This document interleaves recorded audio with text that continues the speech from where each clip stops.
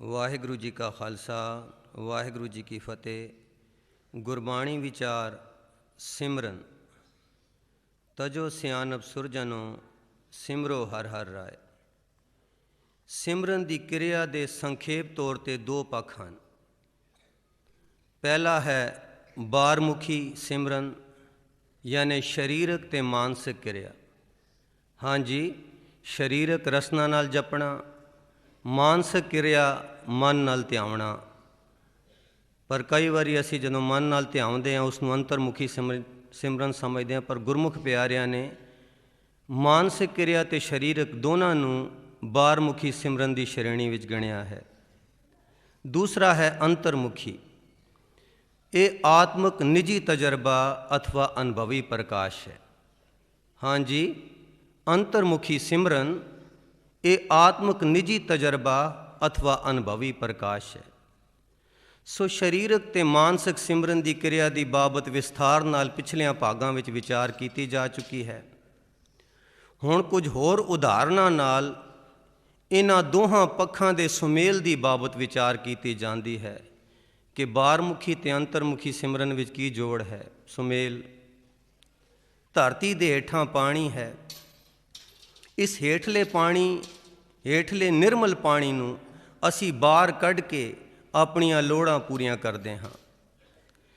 ਹੇਠਲੇ ਪਾਣੀ ਨੂੰ ਬਾਹਰ ਕੱਢਣ ਲਈ ਸਾਨੂੰ ਧਰਤੀ ਵਿੱਚ ਬੋਰਿੰਗ ਕਰਨੀ ਪੈਂਦੀ ਹੈ। ਬੋਰਿੰਗ ਕਰਦਿਆਂ ਜਦ ਹੇਠਲੇ ਪਾਣੀ ਦੀ ਤਹਿ ਆ ਜਾਂਦੀ ਹੈ ਤਾਂ ਕੀਤੇ ਬੋਰ ਵਿੱਚ ਨਲਕੇ ਦੀ ਪਾਈਪ ਪਾਉਣ ਨਾਲ ਹੇਠਲਾ ਪਾਣੀ ਉੱਪਰ ਚੜ੍ਹ ਆਉਂਦਾ ਹੈ। ਪਰ ਪਾਣੀ ਨੂੰ ਬਾਹਰ ਕੱਢਣ ਲਈ ਅਤੇ ਚੱਲਦਾ ਕਰਨ ਲਈ ਸਾਨੂੰ ਬੋਕੀ ਪਾ ਕੇ ਨਲਕਾ ਗੇੜਨਾ ਪੈਂਦਾ ਹੈ। ਨਵਾਂ ਬੋਰ ਕਰਨ 'ਤੇ ਸ਼ੁਰੂ ਵਿੱਚ ਨਲਕਾ ਗੇੜਨ 'ਤੇ ਵੀ ਪਾਣੀ ਬਾਹਰ ਨਹੀਂ ਨਿਕਲਦਾ, ਕਿਉਂਕਿ ਨਲਕੇ ਦੀ ਪਾਈਪ ਵਿੱਚ ਹਵਾ ਭਰੀ ਹੁੰਦੀ ਹੈ। ਜਿੰਨਾ ਚਿਰ ਨਲਕੇ ਵਿੱਚੋਂ ਹਵਾ ਬਾਹਰ ਨਹੀਂ ਨਿਕਲਦੀ, ਹੇਠਲਾ ਪਾਣੀ ਉੱਪਰ ਨੂੰ ਨਹੀਂ ਖਿੱਚਿਆ ਜਾ ਸਕਦਾ। ਹਾਂਜੀ, ਜੇ ਬੋਰਿੰਗ ਕਰਦੇ ਹਾਂ ਹੇਠਲੇ ਪਾਣੀ ਦੀ ਤਹਿ ਆ ਵੀ ਗਈ, ਪਰ ਜਦ ਤੱਕ ਉਸ ਬੋਰ ਕੀਤੇ ਪਾਈਪ ਵਿੱਚੋਂ ਹਵਾ ਨਹੀਂ ਨਿਕਲਦੀ ਉਹ ਹੇਠਲਾ ਪਾਣੀ ਉੱਪਰ ਨਹੀਂ ਆਉਂਦਾ। ਸੋ ਨਲਕੇ ਵਿਚਲੀ ਹਵਾ ਨੂੰ ਕੱਢ ਕੇ ਪਾਣੀ ਨੂੰ ਚੱਲਦਾ ਕਰਨ ਲਈ ਸਾਨੂੰ ਬਾਹਰੋਂ ਵੀ ਪਾਣੀ ਪਾਉਣਾ ਪੈਂਦਾ ਹੈ। ਇਸ ਤਰ੍ਹਾਂ ਬਾਹਰੋਂ ਪਾਣੀ ਪਾ ਕੇ ਜਿਉਂ-ਜਿਉਂ ਅਸੀਂ ਨਲਕਾ ਗੇੜਦੇ ਹਾਂ ਹਵਾ ਬਾਹਰ ਨਿਕਲਦੀ ਜਾਂਦੀ ਹੈ ਅਤੇ ਪਾਣੀ ਲਗਾਤਾਰ ਚੱਲ ਪੈਂਦਾ ਹੈ।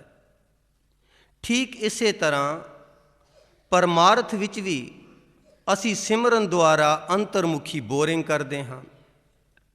ਸਿਮਰਨ ਦੀ ਇਹ ਬਾਹਰਮੁਖੀ ਘਾਲਣਾ ਸਾਡੀ ਸੁਰਤ ਨੂੰ ਕਿਸੇ ਹੱਦ ਤੱਕ ਉੱਚਾ ਚੁੱਕ ਸਕਦੀ ਹੈ, ਉਸ ਤੋਂ ਅੱਗੇ ਆਤਮਿਕ ਮੰਡਲ ਵਿੱਚ ਨਹੀਂ ਪਹੁੰਚਾ ਸਕਦੀ।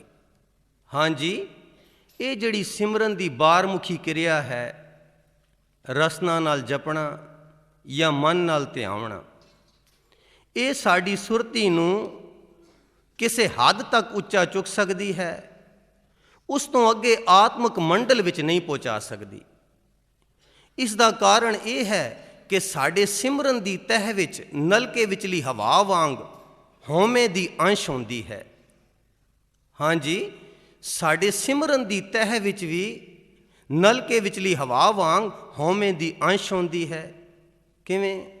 ਜਿਵੇਂ ਕਿ ਮੈਂ ਸਿਮਰਨ ਕਰਦਾ ਹਾਂ, ਮੇਰਾ ਸਿਮਰਨ ਚੱਲਦਾ ਹੈ, ਮੇਰੀ ਅਵਸਥਾ ਉੱਚੀ ਹੋ ਗਈ ਹੈ, ਮੈਂ ਭਲਾ ਭਲੇਰਾ ਜਾਂ ਮਹਾਂਪੁਰਖ ਬਣ ਜਾਵਾਂਗਾ, ਮੇਰੀ ਉਪਮਾ ਹੋਵੇਗੀ, ਲੋਕ ਪੈਰੀ ਪੈਣਗੇ, ਮੈਂ ਮੁਕਤੀ ਪਾ ਲਵਾਂਗਾ ਆਦਿ। ਸੋ ਹਉਮੈ ਦੀਆਂ ਅਜਿਹੀਆਂ ਭਾਵਨਾਵਾਂ ਸਿਮਰਨ ਕਰਦਿਆਂ ਵੀ ਸਾਡਾ ਪਿੱਛਾ ਨਹੀਂ ਛੱਡਦੀਆਂ। ਹਾਂਜੀ, ਇਹੋ ਜਿਹੀਆਂ ਭਾਵਨਾਵਾਂ ਸਿਮਰਨ ਕਰਦਿਆਂ ਆਮ ਮਨ ਵਿੱਚ ਨਿਕਲਦੀਆਂ ਹਨ ਕਿ ਮੇਰਾ ਸਿਮਰਨ ਚੱਲਦਾ ਹੈ, ਜਾਂ ਮੈਂ ਸਿਮਰਨ ਕਰਦਾ ਹਾਂ, ਜਾਂ ਮੈਂ ਮੁਕਤੀ ਪਾ ਲਵਾਂਗਾ, ਜਾਂ ਮੇਰੀ ਉਪਮਾ ਹੋਵੇਗੀ, ਲੋਕੀ ਪੈਰੀ ਪੈਣਗੇ, ਮੇਰੀ ਅਵਸਥਾ ਉੱਚੀ ਹੋ ਗਈ ਇਤਿਆਦਿਕ। ਸੋ ਹਉਮੈ ਦੀਆਂ ਅਜਿਹੀਆਂ ਭਾਵਨਾਵਾਂ ਸਿਮਰਨ ਕਰਦਿਆਂ ਵੀ ਸਾਡਾ ਪਿੱਛਾ ਨਹੀਂ ਛੱਡਦੀਆਂ। ਹਉਮੈ ਦਾ ਇਹ ਅਹਿਸਾਸ ਅਤੇ ਇਲਾਹੀ ਸ਼ਰਧਾ ਭਾਵਨੀ ਇੱਕ ਦੂਜੇ ਤੋਂ ਉਲਟ ਅਤੇ ਮੁਤਜ਼ਾਦ ਹਨ। ਹਉਮੈ ਨਾਵੇਂ ਨਾਲ ਵਿਰੋਧ ਹੈ, ਦੋਏ ਨਾ ਵਸੈ ਇੱਕ ਠਾਏ। ਕਿਉਂਕਿ ਹਉਮੈ ਵਿੱਚ ਭਗਤ ਨਾ ਹੋਵਈ, ਹਉਮੈ ਵਿੱਚ ਭਗਤ ਨਾ ਹੋਵਈ, ਹੁਕਮ ਨਾ ਬੁਝਿਆ ਜਾਏ। ਹਉਮੈ ਵਿੱਚ ਜੀਉ ਬੰਦ ਹੈ, ਨਾਮ ਨਾ ਵਸੈ ਮਨ ਆਏ। ਸੋ ਇਹ ਜਿਹੜਾ ਅੰਤਰਮੁਖੀ ਸਿਮਰਨ ਅਥਵਾ ਇਲਾਹੀ ਯਾਦ, ਇਹ ਤਾਂ ਅਤ ਸੂਖਮ ਦੈਵੀ ਭਾਵਨਾਵਾਂ ਦੀ ਖੇਡ ਹੈ, ਜੋ ਸਤਿਗੁਰੂ ਦੀ ਦਾਤ ਹੈ। ਇਸ ਵਿੱਚ ਸਾਡੇ ਹਉਤਾਰੀ ਜੀਵਾਂ ਦਾ ਕੋਈ ਦਖਲ ਅਥਵਾ ਜ਼ੋਰ ਨਹੀਂ। ਇਹ ਤਾਂ ਗੁਰ ਪ੍ਰਸਾਦ ਹੈ, ਸਤਿਗੁਰ ਦੀ ਬਖਸ਼ਿਸ਼ ਜਾਂ ਨਦਰ ਕਰਮ ਤੋਂ ਬਿਨਾਂ ਇਹ ਆਤਮਕ ਦਾਤ ਪ੍ਰਾਪਤ ਨਹੀਂ ਹੋ ਸਕਦੀ। ਦਾਤੈ ਦਾਤ ਰੱਖੀ ਹੱਥ ਆਪਣੇ, ਜਿਸ ਭਾਵੈ ਤਿਸ ਦੇਈ। ਜੋਰ ਨਾ ਮੰਗਣ ਦੇਣ ਨਾ ਜੋਰ, ਆਪਣਾ ਲਾਇਆ ਪਿਰਮ ਨਾ ਲਗਈ। ਜੇ ਲੋਚੈ ਸਭ ਕੋਏ, ਇਹ ਪਿਰਮ ਪਿਆਲਾ ਖਸਮ ਕਾ, ਜੈ ਭਾਵੈ ਤੈਂ ਦੇ। ਦੇਵਣ ਵਾਲੇ ਕੇ ਹੱਥ ਦਾਤ ਹੈ, ਗੁਰੂ ਦੁਆਰੇ ਪਾਏ। ਹੈ ਤਾਂ ਦਾਤ, ਪਰ ਇੱਕ ਹੋਰ ਗੱਲ ਵੀ ਹੈ ਕਿ ਇਸ ਇਲਾਹੀ ਦਾਤ ਦੀ ਪ੍ਰਾਪਤੀ ਉਦੋਂ ਆਉਂਦੀ ਹੈ ਜਦ ਸਾਡੇ ਮਨ ਵਿੱਚੋਂ ਹਉਮੈ ਰੂਪੀ ਹਵਾ ਦਾ ਭਰਮ ਭੁਲਾਵਾ ਦੂਰ ਹੋ ਜਾਵੇ, ਜਾਂ ਮਨ ਉਤੋਂ ਮਾਨਸਿਕ ਮੈਲ ਲੱਥ ਜਾਵੇ ਤੇ ਇਸ ਦਾਤ ਲਈ ਭੁੱਖ ਜਾਂ ਕਾਂਖੀ ਲੱਗ ਜਾਵੇ। ਹਾਂਜੀ, ਹੈ ਤਾਂ ਬਖਸ਼ਿਸ਼, ਪਰ ਬਖਸ਼ਿਸ਼ ਉਸ ਤੇ ਆਉਂਦੀ ਹੈ ਜਿਸ ਦੀ ਮਾਨਸਿਕ ਮੈਲ ਲੱਥ ਜਾਂਦੀ ਹੈ ਤੇ ਇਸ ਇਲਾਹੀ ਦਾਤ ਲਈ ਕਾਂਖੀ ਜਾਂ ਭੁੱਖ ਜਾਂ ਪਿਆਸ ਲੱਗ ਜਾਂਦੀ ਹੈ। ਜਿਨ ਕੋ ਲਗੀ ਪਿਆਸ, ਅੰਮ੍ਰਿਤ ਸੇ ਹੀ ਖਾਏ। ਜੈਸੀ ਪਿਆਸ ਹੋਏ ਮਨ ਅੰਤਰ, ਤੈਸੋ ਜਲ ਦੇਵੇ ਪ੍ਰਕਾਰ। ਸੋ ਜਿੰਨਾ ਚਿਰ ਮਨ ਉਤੋਂ ਹਉਮੈ ਦੀ ਮੈਲ ਨਹੀਂ ਲੱਥਦੀ ਅਥਵਾ ਮੈਂ ਮੇਰੀ ਦਾ ਭਰਮ ਭੁਲੇਖਾ ਦੂਰ ਨਹੀਂ ਆਉਂਦਾ, ਉਨਾ ਚਿਰ ਅਸੀਂ ਇਲਾਹੀ ਬਖਸ਼ਿਸ਼ ਤੋਂ ਵਾਂਝੇ ਰਹਿੰਦੇ ਹਾਂ। ਜਬ ਹਮ ਹੋਤੇ ਤਬ ਤੂੰ ਨਾਹੀਂ, ਅਬ ਤੂੰ ਹੀ ਮੈਂ ਨਾਹੀਂ। जब ए जाने मैं किछ करता, तब लग गर्भ जोन में फिरता। कबीर तू तू करता तू हुआ, मुझ में रहा न हूँ। जब आपा पर का मिट गया, जद देखो तद तू। सो ए हौमे रूपी मैल साध संगत विच शरदा भावनी नाल सेवा सिमरन करदियां होयां गुरु दी किरपा द्वारा लै सकदी है। साध संग मल्ला थी, पार ब्रह्म पयो साथी। सो नलके विच बाहरों पानी पावना, ये भी सतगुरां दी दैवी बख्शिश का प्रतीक है। भाव ये जड़ा बारमुखी सिमरन है, ये भी सतगुरां दी बख्शिश का ही प्रतीक है। क्यों? क्योंकि हुणे पढ़िया कि साध संगत विच शरदा भावनी नाल ये बारमुखी सिमरन करदियां, भावें शरीरक कालना नाल, भावें मानसिक साधना नाल सिमरन करदियां होयां ये गुरु की किरपा द्वारा साडे मन की हौमै की मैल लथदी है। जदों हौमै की मैल लथ गई तां अंतरमुखी सिमरन या उस इलाही दात लई साडे अंदर कांखी भुख प्यास लग जाती है। जदों प्यास लग गई फिर गुरु की किरपा द्वारा वो इलाही दात प्राप्त होती है। सो शुरुआत तां बारमुखी तो ही है। इसलिए ये बाहरों पानी पाना ये भी गुरु की किरपा का या उसकी दैवी बख्शिश का प्रतीक है। इत्थे खला की एक होर ढुकवीं मिसाल दी जा सकती है। साडे नलके विचों जद पानी घट आवे जां उक्का ही ना आवे तो मिस्त्री दसदे हैं कि इस विच हवा लीक हो गई है। जदों नलके नूं पुट के देखा जाता है तो नलके का कुछ हिस्सा जंग नाल गल के उस विच छेक दिखाई देता है। इसे छेक थानी हवा लीक होके बाहरों अंदर वल धस जाती है, जिसकी वजह नाल नलके विचला खला घटदा जाता है। तो ज्यों ज्यों ये खला घटदा जाता है त्यों त्यों अंदरले पानी की निकाल शक्ति जां वेग घटदी जाती है। आखिर विच खला उक्का ही नहीं रहिंदा, जिस नाल पानी के लगातार चढ़ाव विच विघन पै जाता है। ਐਨ ਇਸੇ ਤਰ੍ਹਾਂ ਸਿਮਰਨ ਕਰਦਿਆਂ ਹੋਇਆਂ जद साढ़े मन अंदर हाउ भाव रूपी बाहरली हवा की अंश प्रवेश हो जाती है तो साढ़े अंतर आत्मे सतगुर की बख्शिश घटती जाती है। अजिही दशा विच साडा सिमरन भावनाहीन रुखा सुखा हो जाता है तो साड़ी आत्मक अवस्था खड़दी कला में चली जाती है। हाँ जी, बहुत सोहना सिमरन चल रहा होंदा है।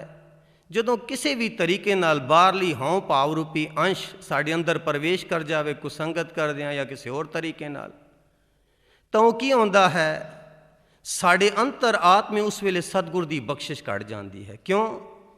ਕਿਉਂਕਿ ਸਾਡਾ ਸਿਮਰਨ ਜਿਹੜਾ ਹੈ ਉਹ ਭਾਵਨਾਹੀਣ ਹੋ ਕੇ ਇੱਕ ਰੁੱਖਾ ਸੁੱਕਾ ਰਟਨ ਰਹਿ ਜਾਂਦਾ ਹੈ, ਤੇ ਸਾਡੀ ਆਤਮਕ ਅਵਸਥਾ ਜਿਹੜੀ ਸਿਮਰਨ ਨਾਲ ਚੜ੍ਹਦੀਆਂ ਕਲਾਂ ਵੱਲ ਜਾ ਰਹੀ ਹੁੰਦੀ ਹੈ, ਉਹ ਖੜ੍ਹਦੀਆਂ ਕਲਾਂ ਵਿੱਚ ਚਲੀ ਜਾਂਦੀ ਹੈ। ਗੁਰਬਾਣੀ ਵੀ ਇਸ ਗੱਲ ਦੀ ਗਵਾਹੀ ਭਰਦੀ ਹੈ, ਜਿਚਰ ਇਹ ਮਨ ਲਹਿਰੀ ਵਿੱਚ ਹੈ, ਹੋਂ ਮੈਂ ਬਹੁਤ ਅਹੰਕਾਰ, ਸ਼ਬਦ ਹੈ ਸਾਧ ਨਾ ਆਵਈ। ਹਾਂਜੀ, ਜਿਚਰ ਇਹ ਮਨ ਲਹਿਰੀ ਵਿੱਚ ਹੈ, ਹੋਂ ਮੈਂ ਬਹੁਤ ਅਹੰਕਾਰ, ਸ਼ਬਦ ਹੈ ਸਾਧ ਨਾ ਆਵਈ। ਨਾਮ ਨਾ ਲੱਗੈ ਪਿਆਰ, ਫਿਰ ਸੇਵਾ ਥਾਏ ਨਾ ਪਵਈ ਤਿਸਕੀ, ਸੇਵਾ ਥਾਏ ਨਾ ਪਵਈ ਤਿਸਕੀ, ਖਪ ਖਪ ਹੋਏ ਖੁਆਰ। ਸੋ ਇਸ ਦਾ ਮਤਲਬ ਇਹ ਹੈ ਕਿ ਸਿਮਰਨ ਕਰਦਿਆਂ ਜਗਿਆਸੂ ਦੇ ਮਨ ਅੰਦਰ ਪਹਿਲਾ ਹਉ ਦਾ ਅਭਾਵ ਹੋਣਾ ਲਾਜ਼ਮੀ ਹੈ, ਕਿਉਂਕਿ ਹਉ ਮੈਂ ਨਾਵੇਂ ਨਾਲ ਵਿਰੋਧ ਹੈ, ਦੋਏ ਨਾ ਵਸੈ ਇੱਕ ਠਾਏ। ਸੋ ਸਿਮਰਨ ਕਰਦਿਆਂ ਹੋਇਆਂ ਜਗਿਆਸੂ ਦੇ ਮਨ ਅੰਦਰ ਹਉ ਦਾ ਅਭਾਵ ਹੋਣਾ ਲਾਜ਼ਮੀ ਹੈ, ਕਿਉਂਕਿ ਹਉ ਮੈਂ ਨਾਵੇਂ ਨਾਲ ਵਿਰੋਧ ਹੈ, ਦੋਏ ਨਾ ਵਸੈ ਇੱਕ ਠਾਏ।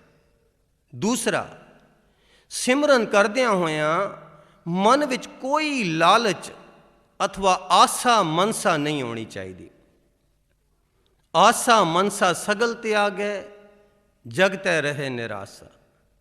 ਦੂਸਰਾ, ਸਿਮਰਨ ਕਰਦਿਆਂ ਹੋਇਆਂ ਮਨ ਵਿੱਚ ਕੋਈ ਲਾਲਚ ਅਥਵਾ ਆਸਾ ਮਨਸਾ ਨਹੀਂ ਹੋਣੀ ਚਾਹੀਦੀ। ਤੀਸਰਾ, ਪ੍ਰੇਮ ਭਾਵਨਾ ਨਾਲ ਸਿਮਰਨ ਕਰਨਾ ਚਾਹੀਦਾ ਹੈ, ਕਿਉਂਕਿ ਹੁਣੇ ਹੀ ਪੜ੍ਹਿਆ ਕਿ ਹਉ ਭਾਵ ਦੀ ਅੰਸ਼ ਜਦੋਂ ਪ੍ਰਵੇਸ਼ ਹੋ ਜਾਂਦੀ ਹੈ, ਉਹ ਸਿਮਰਨ ਫੋਕਾ ਭਾਵਨਾਹੀਣ ਹੋ ਜਾਂਦਾ, ਅਤੇ ਭਾਵਨਾਹੀਣ ਸਿਮਰਨ ਵਿੱਚ ਸਤਿਗੁਰ ਦੀ ਬਖਸ਼ਿਸ਼ ਵੀ ਘਟ ਜਾਂਦੀ ਹੈ, ਅਤੇ ਸਾਡੀ ਅਵਸਥਾ ਖੜ੍ਹਦੀਆਂ ਕਲਾਂ ਵਿੱਚ ਵਿਚਰ ਜਾਂਦੀ ਹੈ। ਇਸ ਲਈ ਭਾਵਨਾ ਬਹੁਤ ਜ਼ਰੂਰੀ ਹੈ, ਪ੍ਰੇਮ ਭਾਵਨਾ ਨਾਲ ਸਿਮਰਨ ਕਰਨਾ ਚਾਹੀਦਾ ਹੈ। ਗੁਰਮੁਖ ਜਪੀਐ ਅੰਤਰ ਪਿਆਰ, ਹਉਮੈ ਦਾ ਖਿਆਲ ਪਰਮੇਸ਼ਰ ਦੀ ਭੁੱਲ ਵਿੱਚੋਂ ਪੁੱਜਦਾ ਹੈ। ਸੋ ਪਰਮੇਸ਼ਰ ਦੀ ਯਾਦ ਜਾਂ ਸਿਮਰਨ ਦੁਆਰਾ ਹਉਮੈ ਵੇੜੀ ਮੈਂ ਮੇਰੀ ਦੀ ਭਾਵਨਾ ਨੂੰ ਬਦਲਣ ਦੀ ਲੋੜ ਹੈ, ਜੋ ਉਲਟੀ ਖੇਲ ਪਿਰਮਦੀ ਹੈ। ਸੋ ਇਹ ਜਿਹੜਾ ਪ੍ਰੇਮ ਭਾਵਨਾ ਨਾਲ ਜਪਣਾ ਦੱਸਿਆ ਗਿਆ ਹੈ, ਇਹ ਪ੍ਰੇਮ ਭਾਵਨਾ ਅਥਵਾ ਭਾਵ ਭਗਤ ਵੀ ਸਤਿਗੁਰ ਦੀ ਬਖਸ਼ਿਸ਼ ਹੈ। ਇਹ ਵੀ ਨਦਰ ਕਰਮ ਹੈ, ਗੁਰਪ੍ਰਸਾਦ ਹੈ, ਜੋ ਸਾਧ ਸੰਗਤ ਵਿੱਚ ਵਿਚਰਦਿਆਂ ਹੋਇਆਂ ਸਹਿਜੇ ਹੀ ਪ੍ਰਦਾਨ ਹੁੰਦੀ ਰਹਿੰਦੀ ਹੈ। ਤਾਂ ਇਹ ਵੀ ਬਖਸ਼ਿਸ਼ ਪ੍ਰੇਮ ਭਾਵਨਾ, ਜਿਸ ਪ੍ਰੇਮ ਭਾਵਨਾ ਨਾਲ ਸਿਮਰਨ ਕਰਨਾ ਚਾਹੀਦਾ ਹੈ, ਪਰ ਇਹ ਬਖਸ਼ਿਸ਼ ਵੀ ਉਸ ਤੇ ਪ੍ਰਦਾਨ ਹੁੰਦੀ ਹੈ ਜਿਹੜਾ ਸਾਧ ਸੰਗਤ ਵਿੱਚ ਵਿਚਰਦਾ ਹੈ। ਵਿਚਰਨ ਦਾ ਭਾਵ ਉਹ ਜੇ ਮਾਹੌਲ, ਉਹ ਜੇ ਔਰੇ ਵਿੱਚ ਆਪਣੇ ਆਪ ਨੂੰ ਰੱਖਣਾ। ਫਿਰ ਦੁਹਰਾ ਦਈਏ ਕਿ ਇਹ ਪ੍ਰੇਮ ਭਾਵਨਾ ਅਥਵਾ ਭਾਵ ਭਗਤ ਵੀ ਸਤਿਗੁਰ ਦੀ ਬਖਸ਼ਿਸ਼ ਹੈ, ਨਦਰ ਕਰਮ ਹੈ, ਗੁਰਪ੍ਰਸਾਦ ਹੈ, ਜੋ ਸਾਧ ਸੰਗਤ ਵਿੱਚ ਵਿਚਰਦਿਆਂ ਹੋਇਆਂ ਸਹਿਜੇ ਹੀ ਪ੍ਰਦਾਨ ਹੁੰਦੀ ਰਹਿੰਦੀ ਹੈ। ਗੁਰਬਾਣੀ ਇਸ ਗੱਲ ਦੀ ਗਵਾਹੀ ਭਰਦੀ ਹੈ। ਸਾਧ ਸੰਗਤ ਬਿਨਾ ਭਾਵ ਨਹੀਂ ਉਪਜੈ, ਭਾਵ ਬਿਨ ਭਗਤ ਨਹੀਂ ਹੋਏ ਤੇਰੀ। ਸੋ ਇਹ ਪ੍ਰੀਤ, ਪ੍ਰੇਮ, ਪਿਆਰ ਇਹ ਅਕਾਲ ਪੁਰਖ ਦਾ ਪ੍ਰਕਾਸ਼ ਰੂਪ ਹੈ। ਜਿਵੇਂ ਧੁੱਪ ਸੂਰਜ ਦੀ ਜਾਂ ਖੁਸ਼ਬੂ ਫੁੱਲ ਦੀ ਪ੍ਰਕਾਸ਼ ਰੂਪ ਹੈ, ਇਸੇ ਕਰਕੇ ਪਰਮੇਸ਼ਰ ਨੂੰ ਅਤ ਪ੍ਰੀਤਮ, ਪ੍ਰਿਯ, ਪ੍ਰੇਮ ਪੁਰਖ ਆਦਿ ਲਫ਼ਜ਼ਾਂ ਨਾਲ ਸੰਬੋਧਨ ਕੀਤਾ ਗਿਆ ਹੈ। ਅਤ ਪ੍ਰੀਤਮ ਮਨ ਮੋਹਨਾ, ਘਟ ਸੋਹਨਾ, ਪ੍ਰਾਣ ਆਧਾਰਾ ਰਾਮ। ਪ੍ਰਿਆ ਪ੍ਰੀਤ ਪਿਆਰੋ ਮੋਰੋ। ਇਸ ਪ੍ਰੇਮ ਭਾਵਨਾ ਨੂੰ ਸਪਸ਼ਟ ਕਰਨ ਲਈ ਕੁਝ ਉਦਾਹਰਣ ਪੇਸ਼ ਕੀਤੇ ਜਾਂਦੇ ਹਨ। ਬੱਚੇ ਦੀ ਪਾਲਣਾ ਮਾਂ ਵੀ ਕਰਦੀ ਹੈ ਤੇ ਨਰਸ ਵੀ। ਮਾਂ ਤਾਂ ਪਿਆਰ ਭਾਵਨਾ ਨਾਲ ਬੱਚੇ ਦੀ ਪਾਲਣਾ ਕਰਦੀ ਹੋਈ ਉਸ ਤੋਂ ਆਪਣਾ ਆਪਾ ਵਾਰਦੀ ਹੈ, ਪਰ ਨਰਸ ਭਾਵਨਾਹੀਣ ਡਿਊਟੀ ਪੂਰੀ ਕਰਦੀ ਹੈ। ਇਹਨਾਂ ਦੋਹਾਂ ਦੀ ਘਾਲਣਾ ਵਿੱਚ ਸੂਖਮ ਫਰਕ ਹੈ। ਕਿਰਿਆ ਦੋਨਾਂ ਦੀ ਇੱਕੋ ਹੀ ਹੈ, ਬੱਚੇ ਨੂੰ ਪਾਲਣਾ। ਇੱਕ ਆਪਾ ਵਾਰ ਕੇ ਪਾਲਦੀ ਹੈ, ਦੂਸਰਾ ਭਾਵਨਾਹੀਣ ਡਿਊਟੀ ਪੂਰੀ ਕਰਦੀ ਹੈ। ਦੋਨਾਂ ਦੀ ਇਸ ਕਿਰਿਆ ਦੇ ਵਿਚਕਾਰ ਸੂਖਮ ਫਰਕ ਹੈ, ਜਿਸ ਦਾ ਬੱਚੇ ਦਾ ਪਾਲਣ ਪੋਸ਼ਣ ਤੋਂ ਲੈ ਕੇ ਜ਼ਿੰਦਗੀ ਦੇ ਹਰ ਖੇਤਰ ਵਿੱਚ ਬੜਾ ਡੂੰਘਾ ਅਸਰ ਪੈਂਦਾ ਹੈ। ਜਿਸ ਬੱਚੇ ਨੂੰ ਬਚਪਨ ਵਿੱਚ ਮਾਂ ਦਾ ਪਿਆਰ ਨਹੀਂ ਮਿਲਦਾ, ਉਸ ਦੇ ਜੀਵਨ ਵਿੱਚ ਇਸ ਦੀ ਘਾਟ ਸਪਸ਼ਟ ਰੂਪ ਵਿੱਚ ਦੇਖੀ ਜਾ ਸਕਦੀ ਹੈ। ਇਸੇ ਤਰ੍ਹਾਂ ਇਹ ਪ੍ਰੇਮਾ ਭਗਤੀ ਜਾਂ ਪਿਆਰ ਭਾਵਨਾ ਤੋਂ ਬਿਨਾਂ ਇਹ ਅਖੌਤੀ ਸਾਧਾ ਸੰਤਾਂ ਤੇ ਜੋਗੀਆਂ ਵਾਲਾ ਸਿਮਰਨ ਜਾਂ ਸਮਾਧੀ ਵੀ ਇਹ ਮਨ ਹਟ ਕਿਰਿਆ ਹੈ। ਹਾਂਜੀ, ਪ੍ਰੇਮ ਭਾਵਨਾ ਤੋਂ ਬਗੈਰ ਇਹ ਅਖੌਤੀ ਸਾਧਾ ਸੰਤਾਂ ਵਾਲਾ ਜਾਂ ਜੋਗੀਆਂ ਵਾਲਾ ਸਿਮਰਨ ਜਾਂ ਸਮਾਧੀ ਇਹ ਸਿਰਫ ਮਨ ਹਟ ਕਿਰਿਆ ਹੈ, ਜਿਸ ਵਿੱਚ ਹਉ ਭਾਵ ਦੀ ਅੰਸ਼ ਵੀ ਆਉਂਦੀ ਹੈ ਤੇ ਇਸ ਵਿੱਚ ਲਾਲਸਾ ਜਾਂ ਲਾਲਚ ਵੀ ਆਉਂਦੀ, ਆਸਾ ਮਨਸਾ ਵੀ ਆਉਂਦੀਆਂ ਹਨ, ਕਿਉਂਕਿ ਉਹਨਾਂ ਦੀ ਜੀਵਨ ਸੇਧ ਮਾਨਸਿਕ ਸ਼ਕਤੀਆਂ ਹਾਸਲ ਕਰਨ ਲਈ, ਆਪਣੀ ਉਮਰ ਲੰਮੀ ਕਰਨ ਲਈ, ਰਿੱਧੀਆਂ ਸਿੱਧੀਆਂ ਦੀ ਪ੍ਰਾਪਤੀ ਲਈ, ਜਾਦੂ ਟੋਣੇ, ਨਾਟਕ ਚੇਟਕ, ਕਰਾਮਾਤਾਂ, ਵਾਕ ਸਿੱਧੀ, ਭਵਿੱਖਬਾਣੀ, ਵਰ ਸਰਾਪ, ਅੰਤਰਯਾਮਤਾ, ਤਾਂਤਰਿਕ ਜਾਦੂ, ਮਦਾਰੀਆਂ ਦੇ ਤਮਾਸ਼ੇ ਆਦਿ ਤੱਕ ਹੀ ਸੀਮਤ ਹੁੰਦੀ ਹੈ ਉਹਨਾਂ ਦੀ ਜੀਵਨ ਸੇਧ। ਇਹਨਾਂ ਰਿੱਧੀਆਂ ਸਿੱਧੀਆਂ ਦੀ ਸ਼ਕਤੀ ਨਾਲ ਉਹਨਾਂ ਦੀ ਸੂਖਮ ਹਉਮੈ ਨੂੰ ਫੂਕ ਮਿਲਦੀ ਰਹਿੰਦੀ ਹੈ ਤੇ ਉਹ ਕਰਾਮਾਤਾਂ ਦਿਖਾਉਣ ਲੱਗ ਪੈਂਦੇ ਹਨ ਤੇ ਵਰ ਸਰਾਪ ਵੀ ਦੇਣ ਲੱਗ ਪੈਂਦੇ ਹਨ, ਜਿਸ ਨਾਲ ਗਰਜ਼ਮੰਦ ਜਨਤਾ ਖਿੱਚੀ ਜਾਂਦੀ ਹੈ ਉਹਨਾਂ ਵੱਲ। ਹਾਂਜੀ, ਇਹ ਅਖੌਤੀ ਸਾਧ ਸੰਤ ਮਾੜੀਆਂ ਮੋਟੀਆਂ ਰਿੱਧੀਆਂ ਸਿੱਧੀਆਂ ਪ੍ਰਾਪਤ ਕਰਕੇ ਉਹਨਾਂ ਨੂੰ ਦਿਖਾਉਣ ਲੱਗ ਪੈਂਦੇ ਹਨ, ਕਿਉਂਕਿ ਇਹਨਾਂ ਨਾਲ ਉਹਨਾਂ ਦੀ ਸੂਖਮ ਹਉਮੈ ਨੂੰ ਫੂਕ ਮਿਲਦੀ ਹੈ। ਉਹ ਫਿਰ ਗਰਜ਼ਮੰਦ ਜਨਤਾ ਨੂੰ ਵਰ ਸਰਾਪ ਵਰ ਦਿੰਦੇ ਆ, ਸਰਾਪ ਦਿੰਦੇ ਹਨ। ਸੋ ਇਸ ਤਰ੍ਹਾਂ ਗਰਜ਼ਮੰਦ ਜਨਤਾ ਜਿਹੜੀ ਹੈ ਉਹਨਾਂ ਦੇ ਪਿੱਛੇ ਲੱਗੀ ਰਹਿੰਦੀ ਹੈ। ਇਸ ਤਰ੍ਹਾਂ ਅਚੇਤੀ ਜਗਿਆਸੂਆਂ ਦੇ ਮਨ ਵਿੱਚ ਸੂਖਮ ਮਾਣ ਵਡਿਆਈ ਆ ਜਾਂਦੀ ਹੈ ਕਰਾਮਾਤਾਂ ਦਿਖਾਉਣ ਨਾਲ। ਇਸ ਮਾਣ ਵਡਿਆਈ ਤੇ ਪ੍ਰਤਿਸ਼ਠਾ ਨਾਲ ਉਹਨਾਂ ਨੂੰ ਮਾਨਸਿਕ ਹਉਮੈ ਦਾ ਨਸ਼ਾ ਚੜ੍ਹ ਜਾਂਦਾ ਹੈ ਤੇ ਉਹ ਇਹਨਾਂ ਮਾਨਸਿਕ ਪ੍ਰਾਪਤੀਆਂ ਵਿੱਚ ਹੀ ਖਚਤ ਰਹਿੰਦੇ ਹਨ, ਹੋਰ ਸਾਧਨਾ ਕਰਦੇ ਹਨ ਵੱਧ ਤੋਂ ਵੱਧ ਸ਼ਕਤੀਆਂ ਪ੍ਰਾਪਤ ਕਰਨ ਦੀਆਂ, ਕਿਉਂਕਿ ਉਹਨਾਂ ਨੂੰ ਇਹ ਸੂਖਮ ਹਉਮੈ ਦਾ ਨਸ਼ਾ ਚੜ੍ਹ ਜਾਂਦਾ ਹੈ। ਇਹ ਹੀ ਫਿਰ ਉਹਨਾਂ ਦਾ ਮਨ ਪਰਚਾਵਾ ਤੇ ਪਰਮਾਰਥ ਬਣ ਜਾਂਦਾ ਹੈ। ਪਰ ਗੁਰਬਾਣੀ ਅਨੁਸਾਰ ਤਾਂ ਰਿੱਧ ਸਿੱਧ ਸਭ ਮੋਹ ਹੈ, ਮੋਹ ਅਵਗੁਣ। ਕਿਉਂ? ਕਿਉਂਕਿ ਨਾਮ ਨਾ ਵਸੈ ਮਨ ਆਏ। ਰਿੱਧ ਸਿੱਧ ਸਭ ਮੋਹ ਹੈ, ਨਾਮ ਨਾ ਵਸੈ ਮਨ ਆਏ। ਬਿਨ ਨਾਮੈ ਪਹਿਨਣ ਖਾਣ ਸਭ ਬਾਦ ਹੈ, ਤਿਗ ਸਿੱਧੀ ਤਿਗ ਕਰਾਮਾਤ। ਇਸ ਮਾਣ ਵਡਿਆਈ ਦੇ ਸੂਖਮ ਨਸ਼ੇ ਵਿੱਚ ਜਗਿਆਸੂ ਇਤਨਾ ਗਲਤਾਨ ਹੋ ਜਾਂਦਾ ਹੈ ਕਿ ਉਹ ਆਪਣੀ ਉਚੇਰੀ ਰੂਹਾਨੀ ਮੰਜ਼ਿਲ ਨੂੰ ਉੱਕਾ ਹੀ ਭੁੱਲ ਜਾਂਦਾ ਹੈ। ਇਸ ਨਾਲ ਉਸ ਦੀ ਆਤਮਿਕ ਤਰੱਕੀ ਰੁਕ ਜਾਂਦੀ ਹੈ ਤੇ ਉਹ ਖੜਦੀਆਂ ਕਲਾਂ ਵਿੱਚ ਵਿਚਰਦਾ ਹੋਇਆ ਸਹਿਜੇ ਸਹਿਜੇ ਰਸਾਤਲ ਵੱਲ ਰੁੜਦਾ ਜਾਂਦਾ ਹੈ, ਅਥਵਾ ਮਨਮੋਹਣੇ ਠਾਠ ਬਾਠ ਰਚਾ ਕੇ ਚੇਲਿਆਂ ਚਾਟਣਿਆਂ ਵਿੱਚ ਫਸ ਜਾਂਦਾ ਹੈ। ਕਬੀਰ ਸਿੱਖ ਸਾਖਾ ਬੋਤੇ ਕੀਏ, केसो कियो न मीत, चाले थे हर मिलन को, बीचै अटक्यो चीत। ਇਤਿਹਾਸ ਵਿੱਚ ਅਜਿਹੇ ਕਈ ਉਦਾਹਰਣ ਮਿਲਦੇ ਹਨ, ਜਿਵੇਂ ਗੋਰਖਨਾਥ, ਭੰਗਰਨਾਥ, ਨੂਰ ਸ਼ਾਹ, ਵਲੀ ਕੰਧਾਰੀ ਆਦਿ, ਜਿਨ੍ਹਾਂ ਨੂੰ ਗੁਰੂ ਬਾਬੇ ਨੇ ਫੋਕੇ ਮਨ ਹਟ ਜੋਗ ਵਿੱਚੋਂ ਕੱਢ ਕੇ ਪ੍ਰੇਮਾ ਭਗਤੀ ਵੱਲ ਲਾਇਆ। ਇਹ ਬਹੁਤ ਵੱਡੇ ਕਰਾਮਾਤੀ ਜੋਗੀ ਸਾਰੇ, ਗੋਰਖਨਾਥ, ਮਛਿੰਦਰਨਾਥ, ਪਰ ਗੁਰੂ ਬਾਬੇ ਨੇ ਤਰਸ ਕਰਕੇ ਇਹਨਾਂ ਨੂੰ ਵੀ ਫੋਕੇ ਮਨ ਹਠ ਜੋਗ ਵਿੱਚੋਂ ਕੱਢ ਕੇ ਪ੍ਰੇਮਾ ਭਗਤੀ ਵੱਲ ਲਾਇਆ। ਸੋ ਅੱਜ ਕੱਲ੍ਹ ਇਹ ਮਨ ਹਠ ਫੋਕੇ ਤੇ ਮਕੈਨੀਕਲ ਸਿਮਰਨ ਦਾ ਬੋਲਬਾਲਾ ਤੇ ਵਰਤਾਲਾ ਪ੍ਰਚਲਿਤ ਹੈ। ਬਿਨਾਂ ਭਾਵਨਾ ਤੋਂ ਰਟਨ ਕਰੀ ਚੱਲਣਾ, ਇਹੋ ਜਿਹੀ ਸਿਮਰਨ ਦਾ ਅੱਜ ਕੱਲ੍ਹ ਬੋਲਬਾਲਾ ਹੈ, ਵਰਤਾਰਾ ਹੈ। ਦੇਸਾਂ ਤੇ ਪਰਦੇਸਾਂ ਵਿੱਚ ਰੂਹਾਨੀ ਸੰਸਥਾਵਾਂ ਬਣੀਆਂ ਹੋਈਆਂ ਹਨ, ਜਿਨ੍ਹਾਂ ਵਿੱਚ ਐਸੇ ਫੋਕੇ ਸਿਮਰਨ ਦੇ ਸਮੇਂਬੱਧ ਕੋਰਸ ਵਿਕਦੇ ਹਨ, ਉਹ ਵੀ ਬਹੁਤ ਮਹਿੰਗੇ। ਅਜਿਹੀਆਂ ਸੰਸਥਾਵਾਂ ਵਿੱਚ ਭਾਵਨਾਹੀਣ, ਦਿਮਾਗੀ ਤੇ ਫੋਕਾ ਸਿਮਰਨ ਜਾਂ ਮੰਤਰ ਦਾ ਰਟਨ ਜਗਿਆਸੂਆਂ ਨੂੰ ਮਾਨਸਿਕ ਸੁੰਨ ਜਾਂ ਸ਼ੂਨ ਅਵਸਥਾ ਤੱਕ ਤਾਂ ਪਹੁੰਚਾ ਸਕਦਾ ਹੈ, ਪਰ ਉਹਨਾਂ ਦੇ ਜੀਵਨ ਨੂੰ ਆਤਮਿਕ ਅਨੁਭਵ ਦੀਆਂ ਉਚਾਈਆਂ ਤੱਕ ਨਹੀਂ ਲਿਜਾ ਸਕਦਾ। ਹਾਂਜੀ, ਇਹ ਭਾਵਨਾਹੀਣ ਸਿਮਰਨ ਵੀ ਬਸ ਸਿਰਫ ਅਫੁਰ ਅਵਸਥਾ ਤੱਕ ਤਾਂ ਪਹੁੰਚਾ ਵੀ ਦੇਗਾ, ਪਰ ਉਸ ਤੋਂ ਉੱਚਾ ਆਤਮਿਕ ਅਨੁਭਵ ਦੀਆਂ ਉਚਾਈਆਂ ਤੱਕ ਇਹੋ ਜਿਹਾ ਸਿਮਰਨ ਨਹੀਂ ਲਿਜਾ ਸਕਦਾ।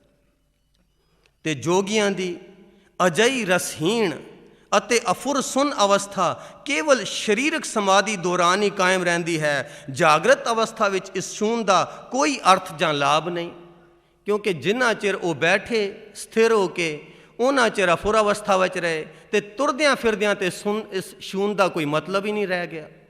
ਸੋ ਜਾਗਰਤ ਅਵਸਥਾ ਵਿੱਚ ਇਸ ਸ਼ੂਨ ਦਾ ਕੋਈ ਅਰਥ ਜਾਂ ਲਾਭ ਨਹੀਂ। ਐਸੇ ਜਗਿਆਸੂਆਂ ਦੀ ਸੁਰਤ ਕੁੱਕੜ ਉਡਾਰੀ ਦੀ ਨਿਆਈ ਪਰਮਾਰਥਕ ਪੁਲਾੜ ਜਾਂ ਖਲਾ ਤੱਕ ਹੀ ਸੀਮਤ ਹੁੰਦਾ ਹੈ। ਇਸ ਤੋਂ ਅੱਗੇ ਉਹ ਆਤਮਕ ਮੰਡਲ ਦੇ ਪਿਰਮ ਰਸ ਦਾ ਸਵਾਦ ਨਹੀਂ ਚੱਖ ਸਕਦੇ। ਇਹ ਸੁਨ ਸਮਾਦ ਜਗਿਆਸੂ ਦੇ ਆਤਮਕ ਪੰਧ ਵਿੱਚ ਸੂਖਮ ਤੇ ਸਬਲ ਰੁਕਾਵਟ ਹੈ, ਜਿਸ ਵਿੱਚੋਂ ਜੋਗੀ ਆਪਣੇ ਆਪ ਨਿਕਲ ਨਹੀਂ ਸਕਦਾ।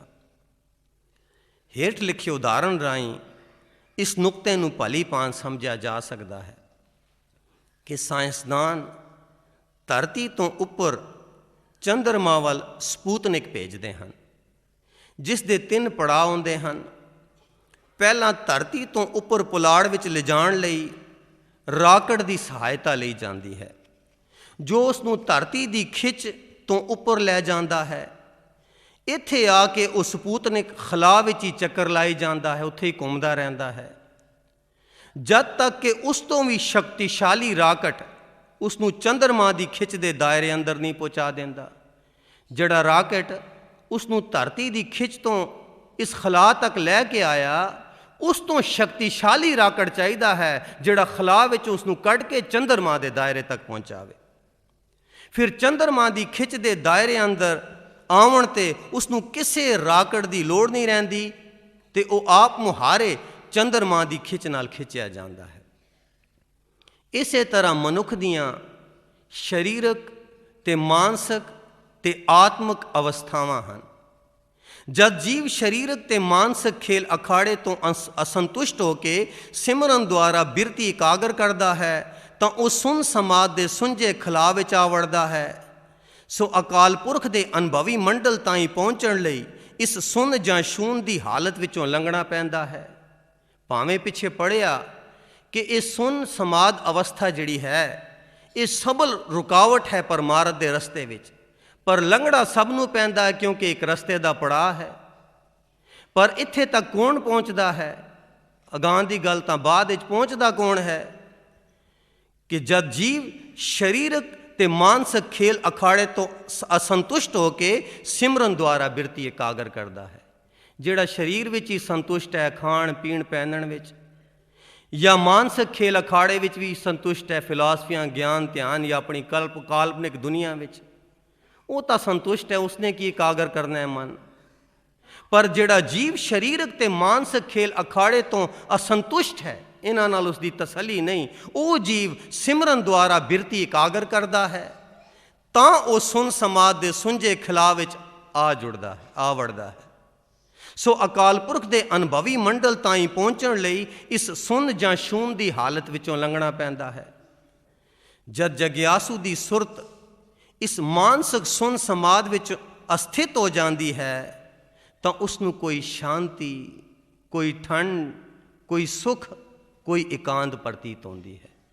ਕਿਉਂਕਿ ਜਿਵੇਂ ਰਾਕਟ ਧਰਤੀ ਦੀ ਖਿੱਚ ਤੋਂ ਉੱਪਰ ਸੁੰਝੇ ਖਲਾ ਵਿੱਚ ਗਿਆ, ਧਰਤੀ ਦੀ ਖਿੱਚ ਤਾਂ ਪਿੱਛੇ ਰਹਿ ਗਈ। ਇਸੇ ਤਰ੍ਹਾਂ ਜਦੋਂ ਜਗਿਆਸੂ ਸੁਨ ਸਮਾਦ ਵਿੱਚ ਵੜਦਾ ਹੈ, ਮਾਇਕੀ ਮੰਡਲ ਪਿੱਛੇ ਰਹਿ ਗਿਆ। ਇਸ ਕਰਕੇ ਉਸ ਨੂੰ ਕੋਈ ਸ਼ਾਂਤੀ, ਠੰਡ, ਸੁਖ ਤੇ ਇਕਾਂਤ ਪ੍ਰਤੀਤ ਹੁੰਦੀ ਹੈ, ਜਿਸ ਵਿੱਚੋਂ ਨਿਕਲਣ ਨੂੰ ਦਿਲ ਨਹੀਂ ਕਰਦਾ। ਇਸੇ ਤੋਂ ਸੰਤੁਸ਼ਟ ਹੋ ਕੇ ਜਾਂ ਇਸੇ ਰੁੱਖੀ ਸੁੱਖੀ ਸੁਨ ਸਮਾਦ ਨੂੰ ਹੀ ਆਤਮਿਕ ਜੀਵਨ ਦੀ ਮੰਜ਼ਿਲ ਸਮਝ ਕੇ ਜਗਿਆਸੂ ਇਸ ਤੋਂ ਉਚੇਰੀ ਅਵਸਥਾ ਪ੍ਰੇਮਾ ਭਗਤੀ, ਸਹਿਜ ਸਮਾਦ, ਸਹਿਜ ਆਨੰਦ, ਨਾਮ ਤੇ ਸ਼ਬਦ ਨੂੰ ਭੁੱਲ ਜਾਂਦੇ ਹਨ। ਮਾਇਕੀ ਮੰਡਲ ਤੋਂ ਤਾਂ ਥੋੜਾ ਛੁਟਕਾਰਾ ਹੋ ਗਿਆ, ਸੁਨ ਵਿੱਚ ਆ ਗਏ, ਪਰ ਅਗਾਂਹ ਪ੍ਰੇਮਾ ਭਗਤੀ, ਆਤਮਿਕ ਮੰਡਲ, ਇਸ ਨੂੰ ਜਗਿਆਸੂ ਭੁੱਲ ਜਾਂਦੇ ਹਨ ਇੱਥੇ ਪਹੁੰਚ ਕੇ। ਇਸ ਲਈ ਇਹ ਰੁਕਾਵਟ ਹੈ। ਸੋ ਇਸ ਸੂਖਮ ਪਰਮਾਰਥਕ ਪਰਮ ਭੁਲੇਖੇ ਦੀ ਸੁਨ ਜਾਂ ਖਿਲਾ ਵਿੱਚੋਂ ਕੇਵਲ ਗੁਰੂ ਦੀ ਕਿਰਪਾ ਦੁਆਰਾ ਬਖਸ਼ੇ ਹੋਏ ਗੁਰਮੁਖ ਪਿਆਰਿਆਂ ਦੀ ਸੰਗਤ ਨਾਲ ਹੀ ਨਿਕਲਿਆ ਜਾ ਸਕਦਾ ਹੈ। ਹਾਂਜੀ, ਜਿਵੇਂ ਸਪੂਤਨਿਕ ਧਰਤੀ ਦੀ ਖਿੱਚ ਤੋਂ ਉੱਪਰ ਖਲਾ ਵਿੱਚ ਆ ਗਿਆ, ਚੰਦਰਮਾ ਦੇ ਦਾਇਰੇ ਤੱਕ ਆਪਣੇ ਆਪ ਨਹੀਂ ਪਹੁੰਚ ਸਕਦਾ, ਭਾਵੇਂ ਸਦੀਆਂ ਹੀ ਚੱਕਰ ਲਗਾਉਂਦਾ ਰਹੇ। ਉੱਥੇ ਉਸ ਨੂੰ ਕੋਈ ਸ਼ਕਤੀਸ਼ਾਲੀ ਰਾਕਟ ਚਾਹੀਦਾ ਹੈ ਜਿਹੜਾ ਉਸ ਨੂੰ ਚੰਦਰਮਾ ਦੇ ਦਾਇਰੇ 'ਚ ਪਹੁੰਚਾਉਂਦਾ ਹੈ, ਫਿਰ ਚੰਦਰਮਾ ਆਪਣੇ ਆਪ ਉਸ ਨੂੰ ਖਿੱਚ ਲੈਂਦਾ ਹੈ। ਇਸੇ ਤਰ੍ਹਾਂ ਜਗਿਆਸੂ ਸਾਰੀ ਉਮਰ ਵੀ ਕਾਲਣਾ ਕਰਦਾ ਰਹੇ, ਇਸ ਸੁਣ ਸਮਾਦ ਵਿੱਚੋਂ ਆਪਣੇ ਆਪ ਨਹੀਂ ਨਿਕਲ ਸਕਦਾ। ਇੱਥੇ ਵੀ ਉਸ ਨੂੰ ਇੱਕ ਸ਼ਕਤੀਸ਼ਾਲੀ ਰਾਕਟ ਚਾਹੀਦਾ ਹੈ, ਯਾਨੀ ਗੁਰਮੁਖ ਪਿਆਰਿਆਂ ਮਹਾਂਪੁਰਖਾਂ ਦੀ ਸੰਗਤ ਨਾਲ ਉਹ ਇਸ ਖਲਾਅ ਵਿੱਚੋਂ ਨਿਕਲ ਕੇ ਆਤਮਿਕ ਮੰਡਲ ਵਿੱਚ ਪ੍ਰਵੇਸ਼ ਕਰ ਸਕਦਾ ਹੈ। ਫਿਰ ਦੁਹਰਾ ਦਈਏ, ਇਸ ਸੂਖਮ ਪਰਮਾਰਥਕ ਭਰਮ ਭੁਲੇਖੀ ਦੀ ਸੁਣ ਜਾਂ ਖਿਲਾਅ ਵਿੱਚੋਂ ਕੇਵਲ ਗੁਰੂ ਦੀ ਕਿਰਪਾ ਦੁਆਰਾ ਬਖਸ਼ੇ ਹੋਏ ਗੁਰਮੁਖ ਪਿਆਰਿਆਂ ਦੀ ਸੰਗਤ ਨਾਲ ਹੀ ਨਿਕਲਿਆ ਜਾ ਸਕਦਾ ਹੈ। ਇਸ ਗੁੱਝੇ ਭੇਦ ਨੂੰ ਗੁਰਬਾਣੀ ਇਉਂ ਦਰਸਾਉਂਦੀ ਹੈ। ਇਹ ਬੜਾ ਗੁੱਝਾ ਤੇ ਜ਼ਰੂਰੀ ਭੇਦ ਹੈ, ਨਹੀਂ ਸਮਝਦੇ ਲੋਕੀ। ਸਤਿਗੁਰ ਭੇਟੈ ਤਾਂ ਸਹਿਸਾ ਟੂਟੈ, ਤਾਵਤ ਵਰਜ ਰਹਾਈਐ, ਨਿਚਰ ਚਰੈ ਸਹਿਜ ਤੁਨ ਲਾਗੈ, ਕਰ ਹੀ ਪਰਚਾ ਪਾਈਐ। ਖਟ ਕਰਮ ਕਿਰਿਆ ਕਰ ਬਹੁ ਬਹੁ ਵਿਸਥਾਰ, ਸਿੱਧ ਸਾਧਕ ਜੋਗੀਆ ਕਰ ਜਟ ਜਟਾ ਜਟ ਜਾਟ, ਕਰ ਭੇਖ ਨ ਪਾਈਐ ਹਰ ਬ੍ਰਹਮ ਜੋਗ, ਹਰ ਪਾਈਐ ਸਤ ਸੰਗਤੀ। ਉਪਦੇਸ਼ ਗੁਰੂ ਗੁਰ ਸੰਤ ਜਨਾ, ਖੋਲ ਖੋਲ ਕਪਾਟ। ਹਾਂਜੀ, ਉਪਦੇਸ਼ ਗੁਰੂ ਗੁਰ ਸੰਤ ਜਨਾ, ਖੋਲ ਖੋਲ ਕਪਾਟ। ਜੋਗ ਨਾ ਭਗਵੀਂ ਕਪੜੀ, ਜੋਗ ਨਾ ਮੈਲੇ ਵੇਸ, ਨਾਨਕ ਘਰ ਬੈਠਿਆਂ ਜੋਗ ਪਾਈਐ, ਸਤਿਗੁਰ ਕੈ ਉਪਦੇਸ਼। ਸੋ ਅੱਜ ਕੱਲ੍ਹ ਸੰਸਾਰ ਵਿੱਚ ਬੇਅੰਤ ਧਾਰਮਿਕ ਕਰਮ ਕਿਰਿਆਵਾਂ ਦੇ ਬਾਵਜੂਦ ਮਾਨਸਿਕ ਗਿਲਾਨੀ ਵੱਧਦੀ ਜਾਂਦੀ ਹੈ। ਇਸ ਤੋਂ ਸਪਸ਼ਟ ਹੈ ਕਿ ਪਰਮਾਰਥ ਵੱਲ ਸਾਡਾ ਯਤਨ ਓਪਰਾ ਤੇ ਅਪੂਰਨ ਜਾਂ ਫਿਰ ਗਲਤ ਹੈ। ਕਸਵੱਟੀ ਤਾਂ ਇਹ ਹੈ ਕਿ ਮਾਨਸਿਕ ਗਿਲਾਨੀ ਘਟੇ, ਆਤਮਿਕਤਾ ਵਧੇ। ਪਰ ਇਤਨੀਆਂ ਬੇਅੰਤ ਧਾਰਮਿਕ ਕਰਮ ਕਿਰਿਆਵਾਂ ਦੇ ਬਾਵਜੂਦ ਸਾਡੀ ਮਾਨਸਿਕ ਗਿਲਾਨੀ ਵੱਧਦੀ ਜਾਂਦੀ ਹੈ।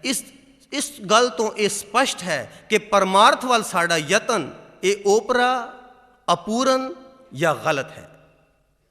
ਇਸ ਨੁਕਤੇ ਨੂੰ ਗੁਰਬਾਣੀ ਵਿੱਚ ਇਉਂ ਦਰਸਾਇਆ ਗਿਆ ਹੈ, ਰਾਮ ਰਾਮ ਸਭ ਕੋ ਕਹੈ, ਕਹੀਐ ਰਾਮ ਨਾ ਹੋਏ।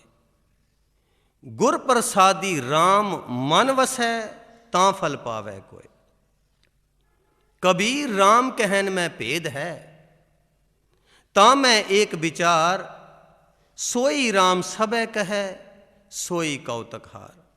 ਇਹ ਭੇਦ ਹੈ ਭਾਉ ਭਗਤ, ਪ੍ਰੇਮ ਭਾਵਨਾ, ਸ਼ਰਧਾ ਭਾਵਨੀ ਤੇ ਗੁਰ ਪ੍ਰਸਾਦ। ਇਹ ਭੇਦ ਹੈ ਭਾਉ ਭਗਤ, ਪ੍ਰੇਮ ਭਾਵਨਾ, ਸ਼ਰਧਾ ਭਾਵਨੀ ਤੇ ਗੁਰ ਪ੍ਰਸਾਦ ਦਾ। ਇਸ ਆਤਮਿਕ ਭੇਦ ਨੂੰ ਕੋਈ ਵਿਰਲਾ ਗੁਰਮੁਖੀ ਵਿਚਾਰਦਾ ਤੇ ਬੁੱਝਦਾ ਹੈ। ਐਸੇ ਜਨ ਵਿਰਲੇ ਸੰਸਾਰੇ, ਗੁਰ ਸ਼ਬਦ ਵਿਚਾਰੈ ਰਹੇ ਨਿਰਾਰੇ। ਗੁਰਮਤਿ ਚਲਦੇ ਵਿਰਲੇ ਬੰਦੇ, ਗੁਰਮਤਿ ਚਲਦੇ ਵਿਰਲੇ ਬੰਦੇ। ਜਦ ਅਜੇ ਗੁਰਮੁਖ ਜਨ ਅਥਵਾ ਹਰ ਜਨ ਪਿਆਰੇ ਆਪਣੀਆਂ ਉਕਤੀਆਂ ਜੁਗਤੀਆਂ ਤੇ ਕਿਉਂ ਕਿਆ ਕੈਸੇ ਦੇ ਢਕੌਂਸਲੇ ਛੱਡ ਕੇ ਭਾਉ ਭਗਤ ਤੇ ਪ੍ਰੇਮ ਭਾਵਨਾ ਨਾਲ ਸਿਮਰਨ ਦੁਆਰਾ ਸ਼ਬਦ ਸੁਰਤ ਵਿੱਚ ਲਾਉਂਦੇ ਹਨ, ਤਾਂ ਸਤਿਗੁਰ ਦੀਆਂ ਬਖਸ਼ਿਸ਼ਾਂ ਦੇ ਪਾਤਰ ਬਣਦੇ ਹਨ। ਹਾਂਜੀ, ਸਤਿਗੁਰ ਤਾਂ ਸਾਰਿਆਂ ਨੂੰ ਇਕਸਾਰ ਪਿਆਰ ਕਰਦਾ ਹੈ। ਗੁਰਮੁਖ ਜਨ ਜਾਂ ਹਰ ਜਨ ਕਿਉਂ ਉਸ ਦੇ ਬਖਸ਼ਿਸ਼ਾਂ ਦੇ ਪਾਤਰ ਬਣਦੇ ਹਨ, ਅਸੀਂ ਕਿਉਂ ਨਹੀਂ? ਕਿਉਂਕਿ ਗੁਰਮੁਖ ਜਨ ਆਪਣੀ ਕਿਉਂ ਕਿਆ ਉਕਤੀਆਂ ਜੁਗਤੀਆਂ ਦੇ ਸਾਰੇ ਢਕੌਂਸਲਿਆਂ ਨੂੰ ਇੱਕ ਪਾਸੇ ਰੱਖ ਕੇ ਪ੍ਰੇਮ ਭਾਵਨਾ ਨਾਲ ਸਿਮਰਨ ਦੁਆਰਾ ਸੁਰਤ ਸ਼ਬਦ ਵਿੱਚ ਲਾਉਂਦੇ ਹਨ, ਤਾਂ ਸਤਿਗੁਰ ਦੀਆਂ ਬਖਸ਼ਿਸ਼ਾਂ ਦੇ ਪਾਤਰ ਬਣਦੇ ਹਨ। ਭਾਏ ਭਗਤ ਭਰਮ ਪਾਉ ਨਾਸੈ, ਹਰ ਨਾਨਕ ਸਦਾ ਹਜੂਰ। ਗੋਬਿੰਦ ਭਾਉ ਭਗਤ ਦਾ ਭੁੱਖਾ, ਭਾਵਨੀ ਭਗਤ ਪਾਏ ਕੌਡੀ ਅਗਰ ਭਾਗ ਰਾਖੈ, ਤਾਏ ਗੁਰ ਸਰਬ ਨਿਧਾਨ ਦਾਨ ਦੇਤ ਹੈ। ਪ੍ਰੇਮ ਪ੍ਰੀਤ ਪਾਏ ਭਗਤੀ ਪਾਈਐ, ਸਤਿਗੁਰ ਬੂਝ ਬੁਝਾਏ। ਜਿਨ ਪ੍ਰੇਮ ਕੀਓ ਤਿਨ ਹੀ ਪ੍ਰਭ ਪਾਇਓ। ਪ੍ਰਭੂ ਦਾ ਨਿਰਮਲ ਪ੍ਰੇਮ ਹਿਰਦੇ ਵਿੱਚ ਵਸਾਉਣ ਲਈ ਅਕਾਲ ਪੁਰਖ ਤੇ ਸ਼ਰਧਾ ਭਾਵਨੀ ਹੋਣੀ ਲਾਜ਼ਮੀ ਹੈ। ਉਦਾਹਰਣ ਦੇ ਤੌਰ ਤੇ ਨਿੱਕੇ ਬੱਚੇ ਦੇ ਮਨ ਵਿੱਚ ਆਪਣੀ ਮਾਂ ਲਈ ਭੋਲੇ ਪਾਏ ਸ਼ਰਧਾ ਭਾਵਨੀ ਆਉਂਦੀ ਹੈ। ਬੱਚਾ ਸਭ ਤੋਂ ਪਹਿਲਾਂ ਮਾਂ ਦਾ ਲਫ਼ਜ਼ ਸਿੱਖਦਾ ਹੈ, ਕਿਉਂ ਤੇ ਮਾਂ ਉੱਤੇ ਉਸ ਦਾ ਪੂਰਾ ਭਰੋਸਾ ਹੁੰਦਾ ਹੈ। ਇਸ ਬਾਲਪਨ ਦੇ ਭੋਲੇਪਨ ਦੀ ਅਵਸਥਾ ਵਿੱਚ ਮਾਂ ਹੀ ਉਸ ਦਾ ਗੁਰੂ, ਰੱਬ, ਦਾਤੀ, ਰਾਖੀ ਸਭ ਕੁਝ ਹੁੰਦੀ ਹੈ। ਦੂਜੇ ਪਾਸੇ ਮਾਂ ਵੀ ਆਪਣੇ ਮਾਂ ਪਿਆਰ ਦੀ ਮਮਤਾ ਵਿੱਚ ਬੇਬੀ ਦੀ ਹਰ ਤਰ੍ਹਾਂ ਦੀ ਦੇਖਭਾਲ ਤੇ ਸੇਵਾ ਸੰਭਾਲ ਕਰਦੀ ਹੋਈ ਦਿਲ ਦੀਆਂ ਡੂੰਘਿਆਈਆਂ ਵਿੱਚੋਂ ਉਸ ਨੂੰ ਨਿਰਛਲ ਪਿਆਰ ਦਿੰਦੀ ਹੈ। ਬੱਚਾ ਆਪਣੀ ਮਾਂ ਦੇ ਆਸਰੇ ਲਾਡ ਲਡਾਉਂਦਾ, ਖੇਲ ਖਿਲਾਉਂਦਾ, ਇਲਤਾਂ ਕਰਦਾ, ਦਾਤਾਂ ਮੰਗਦਾ, ਹੱਸਦਾ, ਰੋਂਦਾ, ਲੜਦਾ, ਭਿੜਦਾ, ਰੁੱਸਦਾ, ਮੰਨਦਾ, ਬੇਪਰਵਾਹ, ਬੇਫਿਕਰ, ਭੋਲਾ ਜੀਵਨ ਬਤੀਤ ਕਰਦਾ ਹੈ। ਕਿਹਾ ਜਾਂਦਾ ਹੈ ਕਿ ਜੀਵ ਦਾ ਇਹ ਭੋਲੇਪਨ ਦਾ ਨਿਰਛਲ ਜੀਵਨ ਅਥਵਾ ਇਹ ਬਚਪਨ ਉਸ ਦੇ ਸਾਰੇ ਜੀਵਨ ਵਿੱਚ ਸਭ ਤੋਂ ਵਧੇਰੇ ਸੁਖਦਾਈ, ਨਿਸ਼ਚਿੰਤ ਤੇ ਖੁਸ਼ਹਾਲ ਹੁੰਦਾ ਹੈ। ਪਾਇਓ ਬਾਲ ਬੁੱਧ ਸੁਖ ਰੇ।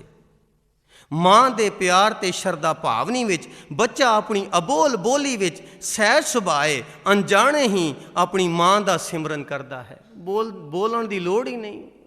ਉਸ ਦੇ ਸੁਰਤ ਵਿੱਚ, ਉਸ ਦੇ ਦਿਮਾਗ ਵਿੱਚ, ਉਸ ਸ਼ਰਧਾ ਭਾਵਨੀ ਵਿੱਚ ਮਾਂ ਹੈ। ਸੋ ਮਾਂ ਦੇ ਪਿਆਰ ਤੇ ਸ਼ਰਧਾ ਭਾਵਨੀ ਵਿੱਚ ਬੱਚਾ ਆਪਣੀ ਅਬੋਲ ਬੋਲੀ ਵਿੱਚ ਸਹਿਜ ਸੁਭਾਏ ਅਣਜਾਣੇ ਹੀ ਆਪਣੇ ਮਾਂ ਦਾ ਸਿਮਰਨ ਕਰਦਾ, ਧਿਆਉਂਦਾ ਹੈ, ਆਰਾਧਨਾ ਕਰਦਾ ਹੈ, ਪਿਆਰ ਮਾਣਦਾ ਹੈ।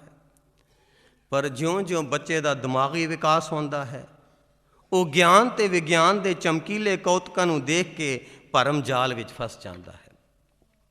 ਹੌਲੀ ਹੌਲੀ ਉਸ ਦੀ ਮਾਂ ਪ੍ਰਤੀ ਸ਼ਰਧਾ ਭਾਵਨੀ ਘਟਦੀ ਜਾਂਦੀ ਹੈ ਤੇ ਉਹ ਆਪਣੀ ਹੀ ਸਿਆਣਪ ਵਿੱਚ ਕਰਮਬੱਧ ਹੋ ਕੇ ਮਾਂ ਪਿਆਰ ਦੀ ਨਿੱਘੀ ਗੋਦ ਤੇ ਸੁੱਖ ਤੋਂ ਵਾਂਝਾ ਹੋ ਜਾਂਦਾ ਹੈ, ਆਪਣੀ ਸਿਆਣਪ ਕਰਕੇ।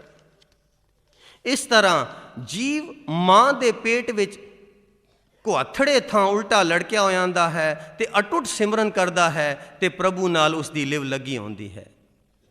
ਪਰ ਜਦੋਂ ਸੰਸਾਰ ਵਿੱਚ ਆਉਂਦਾ ਹੈ ਤਾਂ ਉਸ ਦੇ ਮਨ ਉੱਤੇ ਮਾਇਆ ਦਾ ਪਰਛਾਵਾਂ ਪੈ ਜਾਂਦਾ ਹੈ। ਜਿਵੇਂ ਛੋਟਾ ਬੱਚਾ ਬਚਪਨ ਵਿੱਚ ਤਾਂ ਮਾਂ ਦੇ ਪਰਾਇਣ ਹੁੰਦਾ ਹੈ, ਮਾਂ ਦਾ ਪਿਆਰ ਮਾਣਦਾ ਹੈ, ਵੱਡਾ ਹੋ ਕੇ ਸਿਆਣਾ ਹੋ ਗਿਆ ਤਾਂ ਉਸ ਦੇ ਪਿਆਰ ਤੋਂ ਦੂਰ ਹੋ ਜਾਂਦਾ ਹੈ। ਇਸੇ ਤਰ੍ਹਾਂ ਜੀਵ ਮਾਂ ਦੇ ਪੇਟ ਵਿੱਚ ਤਾਂ ਕੁਆਥੜੇ ਥਾਂ ਉਲਟਾ ਲੜਕਿਆ ਹੋਇਆ ਵੀ ਅਟੁੱਟ ਸਿਮਰਨ ਕਰਦਾ ਹੈ ਤੇ ਪ੍ਰਭੂ ਨਾਲ ਉਸ ਦੀ ਲਿਵ ਲੱਗੀ ਹੁੰਦੀ ਹੈ। ਪਰ ਜਦੋਂ ਸੰਸਾਰ ਵਿੱਚ ਆਉਂਦਾ ਹੈ ਤਾਂ ਉਸ ਦੇ ਮਨ ਉੱਤੇ ਮਾਇਆ ਦਾ ਪਰਛਾਵਾਂ ਪੈ ਜਾਂਦਾ ਹੈ, ਹਉਮੈ ਦਾ ਭਰਮ ਭੁਲਾਵਾ ਹੋ ਜਾਂਦਾ ਹੈ, ਮੈਂ ਮੇਰੀ ਦੀ ਭਾਵਨਾ ਉਪਜ ਪੈਂਦੀ ਹੈ, ਦੂਜਾ ਭਾਵ ਚਿੰਬੜ ਜਾਂਦਾ ਹੈ, ਤ੍ਰਿਸ਼ਨਾ ਲੱਗ ਜਾਂਦੀ ਹੈ, ਹਰੀ ਵਿਸਰ ਜਾਂਦਾ ਹੈ ਤੇ ਜਿਹੜੀ ਪ੍ਰਭੂ ਨਾਲ ਗਰਭ ਵਿੱਚ ਲਿਵ ਲੱਗੀ ਸੀ ਉਹ ਟੁੱਟ ਜਾਂਦੀ ਹੈ। ਜੈਸੀ ਅਗਨ ਉਦਰ ਮੈਂ ਤੈਸੀ ਬਾਹਰ ਮਾਇਆ, ਮਾਇਆ ਅਗਨ ਸਭ ਇੱਕੋ ਜਿਹੀ ਕਰਤੈ ਖੇਲ ਰਚਾਇਆ। ਜਾਂ ਤਿਸ ਭਾਣਾ ਤਾਂ ਜੰਮਿਆ ਪਰਿਵਾਰ ਭੱਲਾ ਪਾਇਆ, ਲਿਵ ਛੁੜਕੀ ਲਗੀ ਤ੍ਰਿਸ਼ਨਾ ਮਾਇਆ ਅਮਰ ਵਰਤਾਇਆ। ਇਸ ਤਰ੍ਹਾਂ ਇਨਸਾਨ ਮਾਇਆ ਦੇ ਚਕਾਚੌਂਧ ਤੇ ਜਾਦੂਮਈ ਕਰਿਸ਼ਮਿਆਂ ਦੇ ਅਸਰ ਅਧੀਨ ਸਿਆਣਪਾਂ ਘੋੜਦਾ ਹੋਇਆ ਇਲਾਹੀ ਮਾਤਾ ਅਰਥਾਤ ਅਕਾਲ ਪੁਰਖ ਦੀ ਨਿੱਘੀ ਗੋਦ ਦੇ ਸੁੱਖ ਤੇ ਆਨੰਦ ਤੋਂ ਵਾਂਝਾ ਹੋ ਜਾਂਦਾ ਹੈ। ਇਸ ਅਵਸਥਾ ਵਿੱਚ ਗੁਰਬਾਣੀ ਸਾਨੂੰ ਇਉਂ ਤਾੜਨਾ ਕਰਦੀ ਹੈ। ਹਾਂਜੀ, ਗੁਰਬਾਣੀ ਇਸ ਅਵਸਥਾ ਵਿੱਚ ਸਾਨੂੰ ਇਉਂ ਤਾੜਨਾ ਕਰਦੀ। ਕਿਉਂ ਜੀ? ਸ਼ੇਖਾ ਚਉ ਚੱਕਿਆ ਚਉ ਵਾਇਆ, ਇਹ ਮਨ ਇਕਤ ਕਰ ਆਣ, ਇਹ ਹੜ ਤੇ ਹੜ ਛੱਡ ਤੂੰ ਗੁਰ ਕਾ ਸ਼ਬਦ ਪਛਾਣ। ਆਪਣੇ ਭਾਣੇ ਜੋ ਚੱਲੇ ਭਾਈ, ਵਿਛੜ ਚੋਟਾਂ ਖਾਵੇ। ਸੋ ਜੇਕਰ ਅਸੀਂ ਮੁੜ ਅਕਾਲ ਪੁਰਖ ਦੀ ਸੁਖਦਾਈ ਗੋਦ ਦਾ ਨਿੱਘ ਮਾਣਨਾ ਚਾਹੁੰਦੇ ਹਾਂ ਤਾਂ ਸਾਨੂੰ ਨਿੱਕੇ ਬੱਚੇ ਵਾਂਗ ਅਕਾਲ ਪੁਰਖ ਉੱਤੇ ਪੂਰਨ ਸ਼ਰਧਾ ਭਾਵਨੀ ਤੇ ਵਿਸ਼ਵਾਸ ਹੋਣਾ ਲਾਜ਼ਮੀ ਹੈ। ਹਉਮੈ ਵੇੜੀਆਂ ਸਿਆਣਪਾਂ ਤੇ ਉਹਨਾਂ ਤੋਂ ਉਪਜੇ ਫਿਕਰ ਚਿੰਤਾ ਚਿਖਾ ਤੋਂ ਬਚਣ ਲਈ ਗੁਰਬਾਣੀ ਸਾਨੂੰ ਇਉਂ ਪ੍ਰੇਰਨਾ ਕਰਦੀ ਹੈ। ਤਜੋ ਸਿਆਣਪ ਸੁਰਜਨੋ ਸਿਮਰੋ ਹਰ ਹਰ ਰਾਏ, ਏਕ ਆਸ ਹਰ ਮਨ ਰਖੋ ਨਾਨਕ ਦੁਖ ਪਰਮ ਪਉ ਜਾਏ। ਅਬਨਾਸੀ ਖੇਮ ਚਾਹੈ ਜੇ ਨਾਨਕ ਸਦਾ ਸਿਮਰ ਨਾਰਾਇਣ। ਚਾਕਰੀਆਂ ਚੰਗਿਆਈਆਂ ਅਵਰ ਸਿਆਣਪ ਕਿਤ, ਨਾਨਕ ਨਾਮ ਸੰਭਾਲ ਤੂੰ ਬੱਧਾ ਛੁਟੈ ਜਿਤ। ਹੁਣ ਸਵਾਲ ਪੈਦਾ ਹੁੰਦਾ ਹੈ ਕਿ ਇਹ ਬੇਬੀ ਵਰਗੇ ਭੋਲੇ ਭਾਏ ਵਿਸ਼ਵਾਸ, ਪਿਆਰ ਭਾਵਨਾ ਤੇ ਸ਼ਰਧਾ ਭਾਵਨੀ ਦੀ ਪ੍ਰਾਪਤੀ ਕਿਵੇਂ ਹੋਵੇ? ਕਿਉਂਕਿ ਹੁਣ ਤੱਕ ਅਸੀਂ ਸਾਰਾ ਕੁਝ ਦੇਖ ਲਿਆ ਕਿ ਸਿਮਰਨ ਨੂੰ ਫਲ ਵੀ ਪ੍ਰੇਮ ਭਾਵਨਾ ਤੋਂ ਲੱਗਦਾ ਹੈ। ਪ੍ਰੇਮ ਭਾਵਨਾ ਨਾਲ ਕੀਤਾ ਹੋਇਆ ਸਿਮਰਨ ਹੀ ਸਤਿਗੁਰ ਦੀ ਬਖਸ਼ਿਸ਼ ਦਾ ਪਾਤਰ ਬਣਦਾ ਹੈ। ਸੋ ਇਹੋ ਜਿਹਾ ਪਿਆਰ ਭਾਵਨਾ ਕਿੱਥੋਂ ਮਿਲੇ? ਐਸਾ ਆਤਮਕ ਸਹਿਜ ਵਿਸ਼ਵਾਸ ਪਿਆਰ ਤੇ ਸ਼ਰਧਾ ਭਾਵਨੀ ਇਹ ਦਿਮਾਗੀ ਪੜ੍ਹਾਈਆਂ ਦੁਆਰਾ ਪ੍ਰਾਪਤ ਨਹੀਂ ਹੋ ਸਕਦੀ, ਜਿਤਨਾ ਮਰਜ਼ੀ ਪੜ੍ਹ ਲਈਏ। ਇਹ ਫਿਲਾਸਫੀਆਂ ਦੁਆਰਾ ਵੀ ਪ੍ਰਾਪਤ ਨਹੀਂ ਹੋ ਸਕਦੀ, ਜਿਤਨੇ ਮਰਜ਼ੀ ਕੋਟ ਲਈਏ। ਇਹ ਪਾਠ ਪੂਜਾ ਕਰਮ ਕਾਂਡਾਂ ਤੇ ਯੋਗ ਸਾਧਨਾਵਾਂ ਦੁਆਰਾ ਵੀ ਨਹੀਂ ਪ੍ਰਾਪਤ ਹੋ ਸਕਦੀ, ਕਿਉਂਕਿ ਬਾਹਰਮੁਖੀ ਦਿਮਾਗੀ ਗਿਆਨ ਸਾਡੀ ਅਲਪ ਬੁੱਧੀ ਤਾਈਂ ਸੀਮਤ ਰਹਿੰਦਾ ਹੈ ਤੇ ਸਾਡੀ ਮਨ ਦੀ ਰੰਗਤ ਅਨੁਸਾਰ ਬਦਲਦਾ ਰਹਿੰਦਾ ਹੈ। ਇਸ ਲਈ ਇਹੋ ਜਿਹੀ ਸ਼ਰਧਾ ਭਾਵਨੀ ਦੀ ਕੋਈ ਬੁਨਿਆਦ ਨਹੀਂ। ਇਸ ਦੇ ਉਲਟ ਆਤਮਿਕ ਸ਼ਰਧਾ, ਵਿਸ਼ਵਾਸ ਤੇ ਭਾਵ ਭਗਤੀ ਜਿਹੜਾ ਸਾਡੇ ਅੰਤਰ ਆਤਮੇ ਵਿੱਚੋਂ ਅਪੋਲ ਸਹਿਜ ਸੁਭਾਏ ਫੁੱਟ ਕੇ ਉਪਜਦੀ ਹੈ, ਉਹ ਅਸਲੀ ਦ੍ਰਿੜ ਤੇ ਅਟਲ ਹੁੰਦੀ ਹੈ। ਸ਼ਰਧਾ ਭਾਵਨੀ ਤਾਂ ਉਹ ਜਿਹੜੀ ਬਾਹਰੋਂ ਪੜ੍ਹ ਕੇ ਪ੍ਰਾਪਤ ਹੋਏ, ਉਹ ਤੇ ਅਧੂਰੀ ਹੈ। ਰੰਗਤ ਬਦਲੀ ਮਨ ਦੀ, ਉਹ ਵੀ ਬਦਲ ਗਈ। ਸ਼ਰਧਾ ਭਾਵਨੀ ਉਹ ਜਿਹੜੀ ਆਤਮਾ ਵਿੱਚੋਂ ਸਫੁੱਟਤ ਹੋਵੇ, ਉਹੀ ਅਸਲੀ ਤੇ ਦ੍ਰਿੜ ਹੁੰਦੀ ਹੈ। ਸੋ ਐਸਾ ਆਤਮਿਕ ਵਿਸ਼ਵਾਸ ਇਹ ਬਖਸ਼ਿਆ ਹੋਇਆਂ ਗੁਰਮੁਖ ਪਿਆਰਿਆਂ, ਮਹਾਂਪੁਰਖਾਂ, ਆਤਮ ਜੀਵਨ ਵਾਲਿਆਂ ਹਰ ਜਨਾਂ ਦੀ ਸੇਵਾ ਤੇ ਸੰਗਤ ਵਿੱਚ ਹੀ ਉਪਜਦਾ ਹੈ ਤੇ ਪ੍ਰਫੁੱਲਤ ਹੋ ਸਕਦਾ ਹੈ। ਇੱਕੋ ਹੀ ਹੈ ਅਸਲੀ ਜਿਹੜਾ ਆਤਮਿਕ ਭਾਵਨਾ ਹੈ, ਆਤਮਾ ਚੋਂ ਸਫੁੱਟਤ ਹੋਣ ਵਾਲੀ, ਇਹ ਮਹਾਂਪੁਰਖਾਂ ਦੀ ਸੰਗਤ ਵਿੱਚ, ਉਹਨਾਂ ਦੀ ਸੇਵਾ ਕਰਕੇ, ਉਹਨਾਂ ਦੀ ਸੰਗਤ ਵਿੱਚ ਵਿਚਰ ਕੇ ਉਪਜਦਾ ਹੈ। ਤੇ ਜਿਉਂ-ਜਿਉਂ ਅਸੀਂ ਇਸ ਚੀਜ਼ ਨੂੰ ਵਧਾਉਂਦੇ ਹਾਂ, ਉਹ ਪ੍ਰਫੁੱਲਤ ਹੁੰਦਾ ਹੈ ਪਿਆਰ। ਇਸੇ ਲਈ ਗੁਰਬਾਣੀ ਵਿੱਚ ਸਾਨੂੰ ਬਾਰ-ਬਾਰ ਸਾਧ ਸੰਗਤ ਵਿੱਚ ਸਿਮਰਨ ਕਰਨ ਦੀ ਪ੍ਰੇਰਨਾ ਕੀਤੀ ਗਈ ਹੈ। ਹਾਂਜੀ, ਕਿਉਂਕਿ ਸਾਧ ਸੰਗਤ ਵਿੱਚੋਂ ਪ੍ਰੇਮ ਭਾਵਨਾ ਪ੍ਰਾਪਤ ਹੁੰਦੀ ਹੈ ਤੇ ਪ੍ਰੇਮ ਭਾਵਨਾ ਦੁਆਰਾ ਸਿਮਰਨ ਕੀਤਾ ਹੋਇਆ ਹੀ ਸਫਲ ਹੁੰਦਾ ਹੈ। ਇਸੇ ਲਈ ਗੁਰਬਾਣੀ ਵਿੱਚ ਸਾਨੂੰ ਬਾਰ-ਬਾਰ ਸਾਧ ਸੰਗਤ ਵਿੱਚ ਸਿਮਰਨ ਕਰਨ ਦੀ ਪ੍ਰੇਰਨਾ ਕੀਤੀ ਗਈ ਹੈ। ਮੇਰੇ ਮਨ ਹਰ ਹਰ ਨਾਮ ਤੇ ਆਏ, ਕਰ ਸੰਗਤ ਨਿਤ ਸਾਧ ਕੀ, ਕਰ ਸੰਗਤ ਨਿਤ ਸਾਧ ਕੀ, ਗੁਰ ਚਰਣੀ ਚਿਤ ਲਾਏ। ਅਵਰ ਕਾਜ ਤੇਰੇ ਕਿਤੈ ਨ ਕਾਮ, ਮਿਲ ਸਾਧ ਸੰਗਤ ਭਜ ਕੇਵਲ ਨਾਮ। ਕਰ ਸਾਧ ਸੰਗਤ ਸਿਮਰ ਮਾਧੋ, ਹੋਏ ਪਤਤ ਪੁਨੀਤ। ਹਰ ਕੀਰਤ ਸਾਧ ਸੰਗਤ ਹੈ, ਸਿਰ ਕਰ ਮਨ ਕੇ ਕਰਮਾ। याहू जतन कर होत छुटारा, उआऊ जतन साध संगारा। गुरबाणी विचार लेख नंबर 120 संगत भाग 11वां। गुरु रू प्यारी साध संगत जी, गुरमुख प्यारे बाऊ जी उन्होंने इस संगत के जरूरी विषय ते 16 लेख लिखे हैं, जिस विचों नमूने मात्र सिर्फ 11वां भाग आप जी के सामने पढ़िया गया सी। वाहिगुरू जी का खालसा, वाहिगुरू जी की फतेह।